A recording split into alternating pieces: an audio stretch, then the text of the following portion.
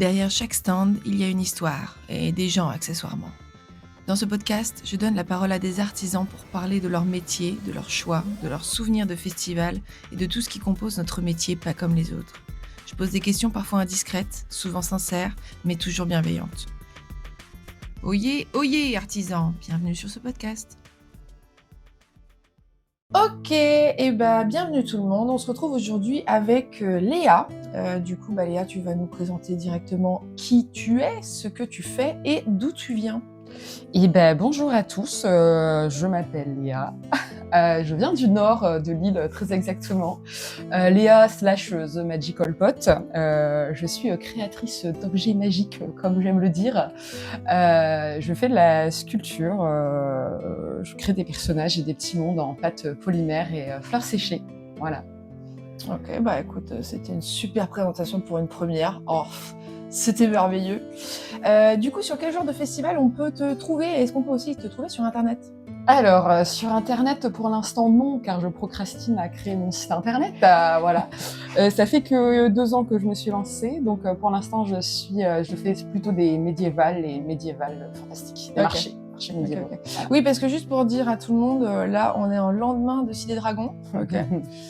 Donc on est fatigué, du coup. Oui. Voilà, c'était un bon week-end. C'était un très bon week-end. Donc, alors pour toi, quels sont les 3 avantages et les 3 inconvénients à faire ce métier? Alors, je vais commencer par les 3 avantages. Une des choses qui sont très importantes pour moi, c'est le fait d'être mon propre patron, parce que j'ai mon statut d'auto-entrepreneur, comme beaucoup de gens qui font ce métier-là. Donc le fait de ne pas avoir de patron, ce sera la première chose. La deuxième chose, c'est le fait d'être mobile partout. Et du coup, un peu ce sentiment de liberté qui est très très important pour moi dans ma vie quotidienne. Voilà. Et après, alors le 3e avantage, en fait, c'est complètement bateau, mais c'est de faire ce qui me plaît. Ok. Voilà, rester créative et de travailler sur un support que j'aime, sur des sujets que j'aime. Voilà, donc en fait, c'est ça. Les 3 avantages, les 3 gros avantages, c'est être mon propre patron, être mobile et faire ce qui me plaît.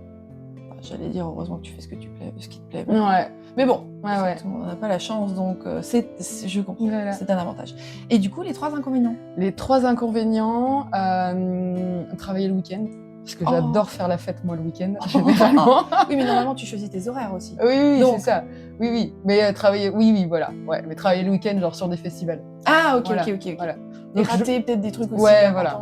Ce qui est un des avantages, mais pas trop comparé au confort que ça m'apporte dans ma vie quotidienne. Hein. Et le fait que l'argent fluctue. Ouais. Donc totalement dépendant de comment ton marché fonctionne. Voilà. Exactement. Et après, le 3e inconvénient, l'URSSAF.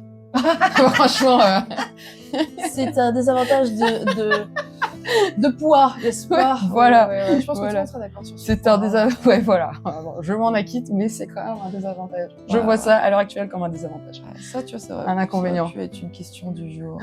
Comment faire tomber l'URSSAF? Non, je rigole, on va pas le dire trop fort parce qu'après, on va avoir des problèmes. Ensuite, on va passer à la question suivante. Alors, est-ce qu'il y a un outil, à utiliser soit sur les réseaux, soit sur l'ordinateur, etc., ou un objet que tu conseillerais à tous tes collègues et pourquoi? Alors, incontournable pour toi, quoi. Ouais, étant donné que j'ai pas beaucoup réfléchi à la question, je vais être très spontanée, je dirais une pince. Non, mais c'est vrai. Une pince, monseigneur.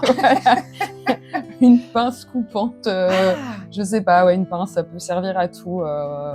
Je sais pas, moi je m'en suis servie déjà des dizaines de fois. Une pince coupante, du coup, plutôt coupante alors. Ouais, plutôt une pince coupante, je sais pas, couper des câbles, j'en sais rien, tu vois, mais une pince coupante. Voilà. Ok. De manière très spontanée. Ok, bizarre. Non, je rigole. Ouais, je ne suis pas là on n'est pas là dans le jugement. Ouais, c'est ça. Ouais. Non, mais d'accord, ok. Non, mais je comprends. Tu aurais pu dire un rouleau de scotch. Non, mais d'accord. Là, une pince. C'est tes réponses. Je tiens c'est tes choix, c'est ta vie. Pas de problème. Peut-être dans 10 ans, ma réponse ne sera pas la même. Mais après, je t'aurais peut-être laissé le temps de réfléchir un peu plus. Tu aurais peut-être, pensé à autre chose. Réfléchi. Ouais. Quelle merveille d'avoir ces invités. Waouh. Alors, question suivante. Qu'est-ce qui t'agace ou t'embête, on va dire, le plus dans le monde des médiévals ou des festivals, que ce soit fantastique ou autre? Et ben, de manière générale, c'est le manque de toilettes. Ah ouais. Donc très très peu de toilettes sur certains événements. Qui peut créer la panique, hein. Ouais, alors complètement. Je sais pas si je fais une fixette, je suis peut-être totalement stressée par le fait d'aller aux toilettes dans ma journée. Mais quand tu es toute seule sur le stand et que tu dois te taper la queue de 30 minutes derrière les festivaliers, voilà, ça me stresse, c'est une source de stress incroyable. Après, il y a des solutions qui sont apportées. Moi, j'apprécie quand même, il y a des endroits qui mettent un toilette spécialement pour les artisans. Moi, j'ai pas encore eu. Voilà. Jamais Enfin bon, testé. après, il faut pouvoir le mettre en place et tout. Après, il y a aussi des endroits où ils indiquent que les gens avec des bracelets sont prioritaires. Moi, j'aime pas trop passer devant les gens, mais c'est vrai, quand t'as des événements, t'as énormément de monde. Et que tu es toute seule. Et que tu travailles, en fait. Tu n'as pas forcément le luxe de pouvoir attendre tout le monde, en fait. Enfin bon, bref. Ouais, complètement. Il y a des solutions qui se trouvent, mais c'est vrai que moi, j'ai jamais dit que l'organisation, de toute façon, c'était facile, l'événement. Il y a toujours des choses auxquelles on ne pense pas. C'est clair. Mais les toilettes sera ta réponse. Il y a des contraintes des deux côtés, et voilà, moi, c'est ce qui m'agace le plus, on va dire. Quand tu te retrouves avec 2 toilettes pour je sais pas combien de festivaliers et 200 exposants, ça crée des émeutes, hein. C'est compliqué. C'est très compliqué. Alors, question suivante. Quel est ton événement le plus rentable? Ensuite, celui de cœur, celui où voilà, tu sais que tu vas passer un bon week-end. Et j'ai mis l'immanquable. Pour moi, l'immanquable, c'est t'es chez les copains, quoi. Genre, tu vois, c'est t'es chez toi, quoi. Ouais. Voilà. C'est la maison. C'est la maison. Et ben, le plus rentable, c'est Cidre et Dragon. Donc celui qu'on vient de faire. Félicitations. Merci, je suis ravie. J'ai passé un super week-end. En plus, les gens étaient hyper sympas. J'ai eu des très bons retours de tout le monde. Et voilà, niveau rentabilité, c'est celui-là. Après, comme je disais, ça fait que 2 ans que je fais ce que je fais. Donc des gros événements, je manque de points de comparaison.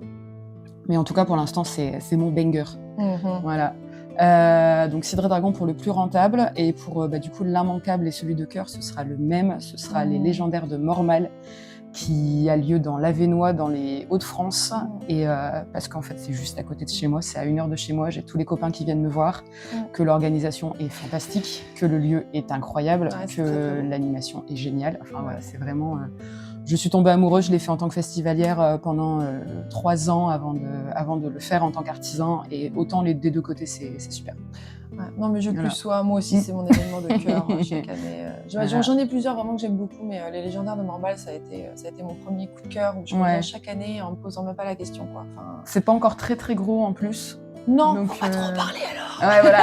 Bon, en fait, on retire. Vous ne connaissez pas. Non, voilà, il y a des événements vraiment où ils se donnent. Et puis moi, c'est la déco aussi qu'ils mettent en place. La nuit, c'est trop incroyable. Mignon. Enfin bref, j'aime beaucoup.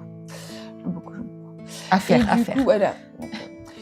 Du coup, question suivante. Quel serait ton plus gros oubli sur un événement où tu t'es dit, mais fuck, mais je suis...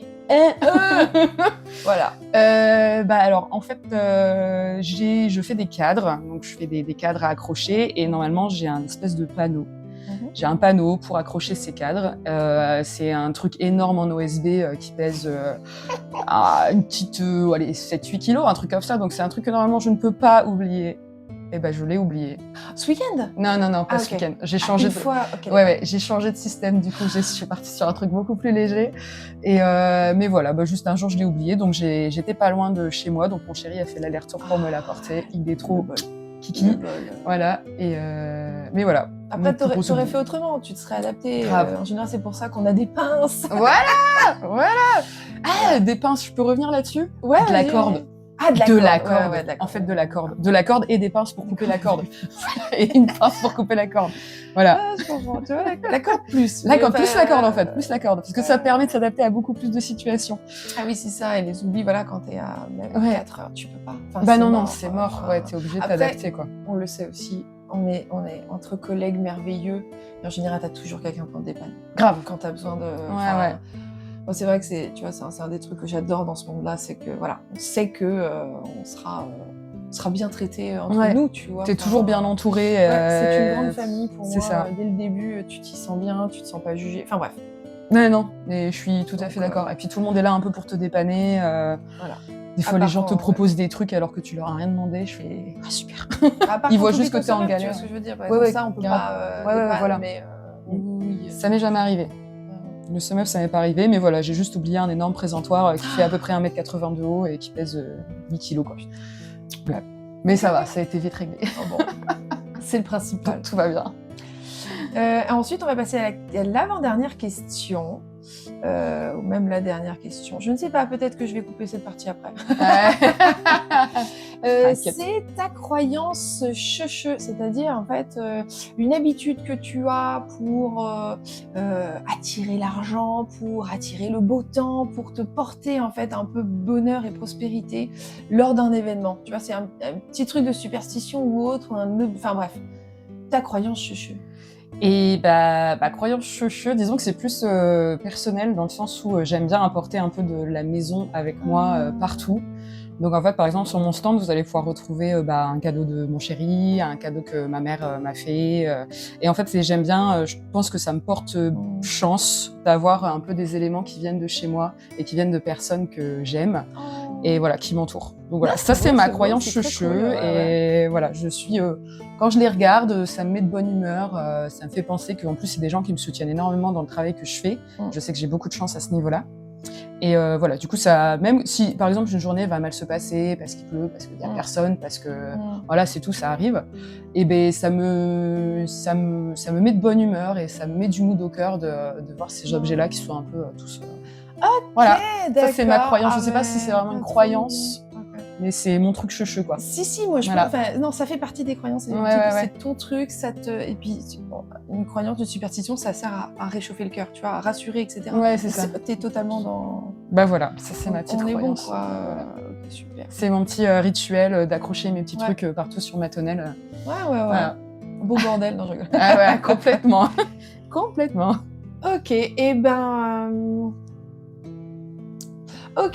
Léa, on va se dire à la prochaine fois sur le prochain événement. En tout cas, allez, c'était un plaisir de t'avoir dans ce premier épisode. Plaisir partagé. Voilà, on va voir ce que ça donne. Épisode. On peut fouiller.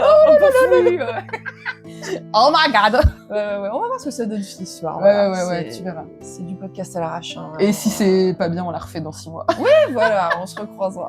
C'est pas grave. Allez, je te fais des gros bisous. Same. Same. Bisous.